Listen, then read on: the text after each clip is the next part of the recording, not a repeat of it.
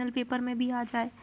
तो आप लोग कोई भी पोइट्री का सेंटर आइडिया कर रहे हो तो सबसे पहले उसके पोएट का नाम लिखना है आपको, ये तो आपको पता है। आपकी पोयम वहीं लिखी रहेगी, कोई भी पोयम होगी, जैसे माई मदर 66 है तो वो आपका सेंटर आइडिया में लिखा रहेगा।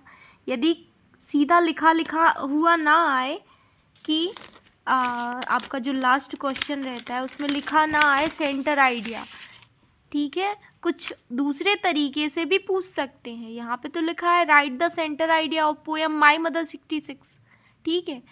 अगर कुछ और भी लिखा आ जाए और आपको लिखा मिले माई मदर 66 या कीपिंग क्वाइट का या आंट जेनिफर्स टाइगर, तो आपको लिखना वही है जो मैंने आप लोग को बताया है, जो पढ़ाया है। ये आपके लिए जो अथवा के मतलब जो 14वां नंबर क्वेश्चन है इसमें लिखा है gradual associate with the mighty dead. ये आपका जो थिंग ऑफ ब्यूटी वाला जो है ना क्वेश्चन, वहाँ से लेके आ गया है।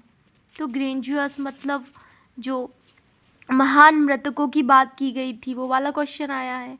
तो यहाँ पे मैं सिर्फ माई मदर 66 की बात कर रही हूँ। तो माई मदर 66 में क्या है, my mother at 66 is composed by Kamala Das. इसके राइटर कौन है, कमला दास हैं, याद हो जाना चाहिए। Composed by Kamala Das. This is a very simple poem. ये बहुत ही सरल कविता है, बहुत ही सुंदर कविता है। जो भी आपसे लिखते आ जाए सिंपल बन जाए। सिंपल पोएम तो सिंपल लिख दो, या ब्यूटीफुल पोएम लिखना आ जाए तो आप ब्यूटीफुल की स्पेलिंग करके ब्यूटीफुल पोएम लिख देना। यही पोएट्री नहीं, आप कोई भी पोएट्री लिख रहे हो तो ये 2 लाइन तो सेम होनी चाहिए। पहली composed the Kamala Das, composed the जैसे कीपिंग क्वाइट होगा तो आप क्या लिखोगे, Pablo Neruda. Thing of beauty होगा तो जॉन केट्स लिख देना। दूसरी लाइन आपकी यही रहेगी सभी में same, this is a very simple poem या this is a beautiful poem. हो सके तो आप लोग प्लीज़ ऐसा करना। This poem show the emotional bond between mother and daughter. इस कविता में शो किया गया है, दिखाया गया है इमोशनल बॉन्ड। इमोशनल मतलब होता है भावुक,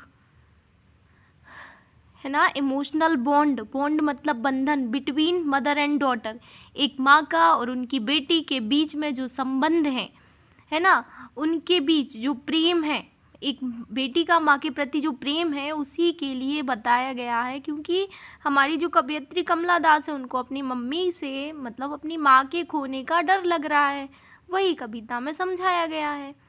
तो ये आप कर लेना। This poem show the emotional bond between mother and daughter.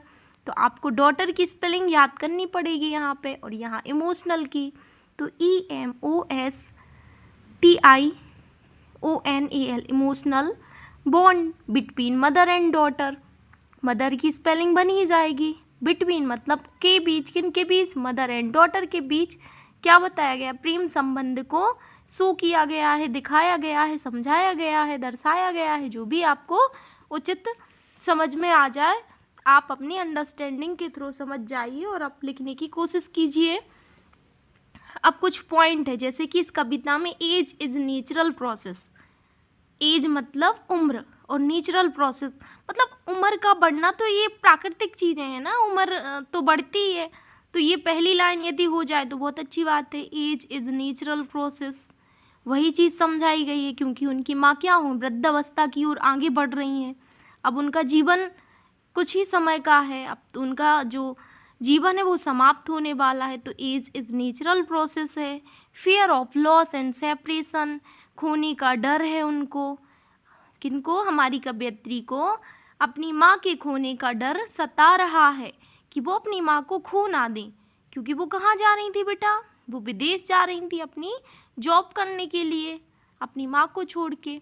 और इस दर्द को उनने दोबारा से फील किया, क्योंकि एक बार और कब फील किया था, जब वो कहाँ गई थी, जब वो हॉस्टल गई थी।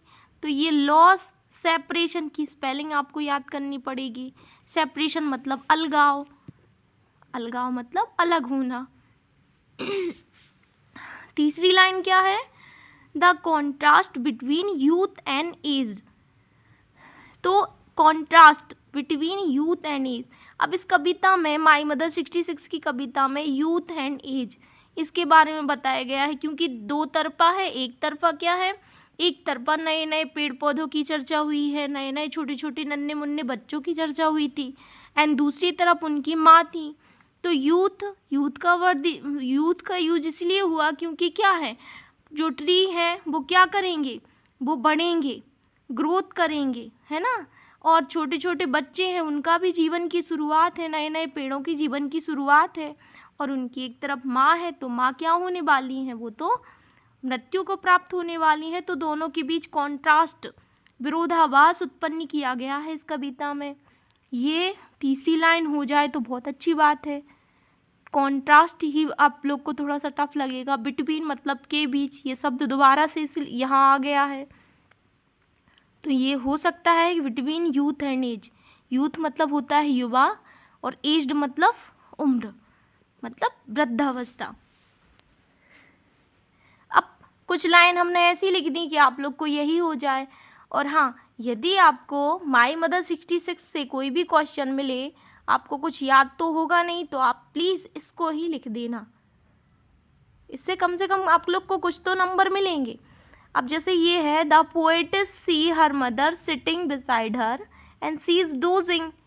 जो पोएटिस हैं वो देख रही हैं हर मदर, अपनी मम्मी को, अपनी माता को, सिटिंग बिसाइड हर, जो कि उनकी माँ उनके बाजू में बैठी है, सिटिंग मतलब बैठी हैं, बिसाइड मतलब बाजू में, हर मतलब उनके, एंड सी इज़ डोजिंग, और वो क्या कर रही हैं, डोजिंग।